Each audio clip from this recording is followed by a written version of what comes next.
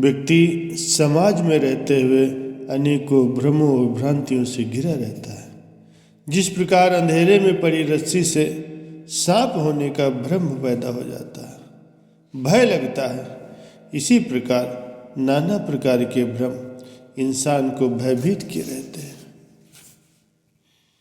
कुछ लोग कहते हैं कि कई दिनों से मेरी आंख फड़क रही।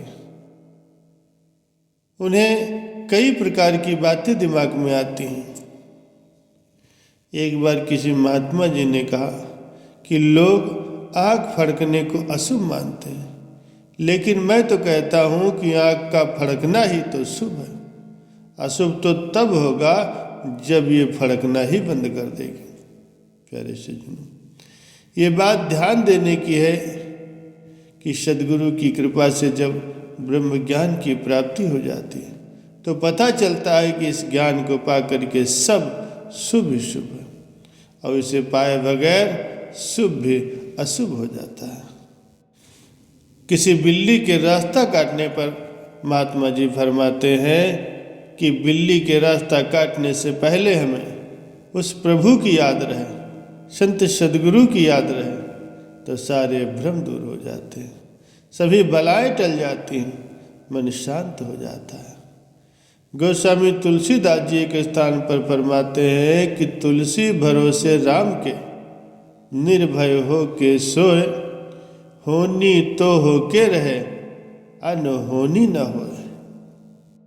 परमात्मा के विधान में जो घटना होनी होती है, लेकिन जिसके लिए उसका मन तैयार नहीं होता, तो संसार में लोग उसे अनहोनी मान लेते हैं और दुर्घटना का नाम दे देते हैं। यही दुख का कारण है। संसार में जो आया है उसे एक दिन जाना है। ब्रह्मज्ञानी इसे सहजता से स्वीकार कर लेते हैं, जबकि अन्य लोग सुख मिलने पर खुशी से फूल जाते हैं और दुख मिलने पर रोते हैं, चिल्लाते हैं और दुखी होकर के अपने जीवन को गुजारते हैं। ऐसी अवस्था को ध्यान में रख करके परम संत श्री कबीर साहब जी ने फरमाया है, कबीर इस संसार में दुख सुख सबको होए, ज्ञानी काटे ज्ञान से, मूर्ख काटे रोए। अब हमें ये सोचना है कि हमें अपना नाम किस सूची में लिखवाना है।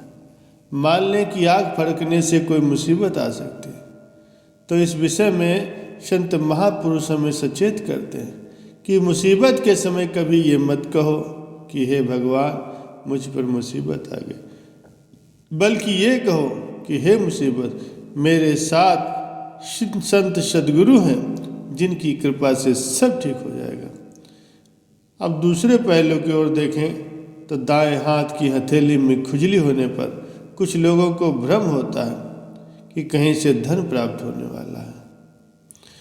कई बार ऐसा अवसर आता है कि धन प्राप्त भी हो जाता है, तब ये भ्रम और भी ठोस रूप ले लेता है। यहाँ लोग ये भूल जाते हैं कि जिस प्रकार से आई हुई मुसीबत जाने के लिए होती, उसी प्रकार से आया हुआ धन भी तो जाने के लिए ही होता।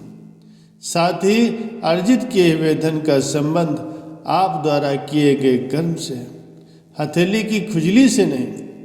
यदि इंसान 2-4 दिन नहाना बंद कर दे तो पूरे शरीर में खुजली हो जाएगी, हथेली सहित। उस अवस्था में खुजली का संबंध किसी रोग का सूचक होगा, न कि धन प्राप्ति का। सद्गुरु अपने पावन वचनों में फरमाते हैं कि उगा है सो काटिए, फूला सो कुमलाए, जो बना सो गिर पड़े, जो आया सो जाए। जो उगता है उसे काटा जाता है, जो खिलता है वो मुरझा जाता है, जो बनता है उसे तो गिरना ही है, और जो आया है उसे तो जाना ही है। इन तथ्यों को ध्यान में रखते हुए हम इस निष्कर्ष पर पहुंचते हैं कि दृष्टिमान है सगल विनाशी, हरि को नाम सदा सुखदायक। सदा के लिए अगर सुख चाहिए तो परमात्मा से नाता जोड़ना ही पड़ेगा। सुख ना एह जग में मिले, करे जो बहुते मीत, जो चित राखे एक स्यों, सो सुख पावे नीत। परम संत श्री कबीर साहब जी भी फरमाते हैं कि कोई तो तन दुखी, कोई मन दुखी, कोई धन बिन हो तो उदास, कबीर इस संसार में सुखिया हरि का दास। परम संत श्री गुरु नानक देव जी महाराज जी के वचन है, बाली रोवे नाहि बतारो, नानक दुखिया सब संसार। गोस्वामी तुलसीदास जी ने तो यहाँ तक लिख दिया है, दीन कहे धनवंत सुखी, धनवंत कहे सुखी राज दुलारी, राजा कहे चक्रवर्ती सुखी, चक्रवर्ती कहे सुख इंद्र को भारी, इंद्र कहे कि विरंच सुखी, विरंच कहे सुख विष्णु को भारी, पर दासन दास कहे तुलसी, प्रभु भक्ति बिना संसार दुखारी। प्यारे सज्जनों, प्रभु की भक्ति करने से पहले प्रभु को जानना जरूरी है। जानकारी के लिए सदगुरु की शरण में जाना जरूरी है। सदगुरु एक क्षण में ही प्रभु की सारी जानकारी कराकर सारे भ्रमों को दूर कर देता है। और भ्रमों के दूर होते ही भक्त ये कह उठता है, ठाकुर तुम शरणाई आया, उतर गयो मेरे मन का संसार, जब ते दर्शन तुमरा पाया। प्रभु दर्शन होने के बाद सदगुरु के आदेश के अनुसार सेवा सिमरन सत्संग करते हुए हम इस नतीजे पर सहज ही पहुंच जाते हैं कि ब्रह्म की प्राप्ति ही सभी भ्रमों की समाप्ति है। प्रभु की प्राप्ति में सत्संग का विशेष स्थान है। सत्संग का अर्थ होता है सत्य का संग, प्रभु परमात्मा का संग। इनका संग करना ही सत्संग है। ऐसे भी समझा जा सकता है, सदगुरु को जानने वालों की सभा को ही सत्संग कहा जाता है। एक झोपड़ी में एक माता जी रहती थी। रोज रात होते ही वो दिया जलाया करती थी। एक दिन जब वो दिया जलाकर जाने लगी तो अचानक ही वो दिया बोल उठा, माते, मैं तो रोज ही तुम्हारी झोपड़ी का अंधकार दूर करता हूँ, लेकिन मेरे अपने नीचे सदा अंधेरा ही रहता है। कभी मेरे नीचे का भी अंधेरा खत्म करने का यत्न करो।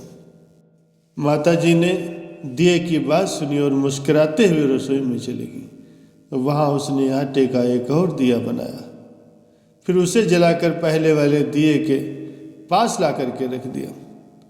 माता को दूसरा दिया रखते देख पहले वाला दिया बोला, माते, मैंने तो तुम्हें अपने नीचे का अंधकार दूर करने को कहा था, उसका कोई उपाय सोचा? वो मुस्कुरा कर बोली, अपने नीचे झांक कर देखो, वहाँ आज अंधेरा नहीं प्रकाश है। दिए ने झट से अपने नीचे झांक के देखा, आज वहाँ भी प्रकाश था। दिए की आंखें खुशी से छलक गई। ये देख माता जी उसे प्यार से समझाते हुए बोली, अकेला दिया अपने नीचे के अंधकार को दूर नहीं कर सकता। सब दिए आपस में मिलजुल कर एक दूसरे के नीचे का अंधकार दूर कर देते हैं। यही है साध संगत की महत्व।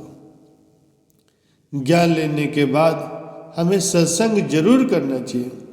हमेशा महापुरुषों का संग करना चाहिए, जिससे हमारा निरंकार और ज्ञान पर विश्वास हमारा पक्का होता जाए। गुरुमुख जब आपस में मिलते हैं तो वे द्वेष अहंकार का अंधकार दूर करते हैं। जिस प्रकार से मोबाइल फोन लेकर उसे चार्ज करना जरूरी है, अन्यथा वह किसी काम का नहीं रहता, इसी तरह ज्ञान को पाकर भी सत्संग रूपी चार्जर से उसे चार्ज करना बहुत जरूरी है, ताकि हमारा जीवन सुखी हो सके।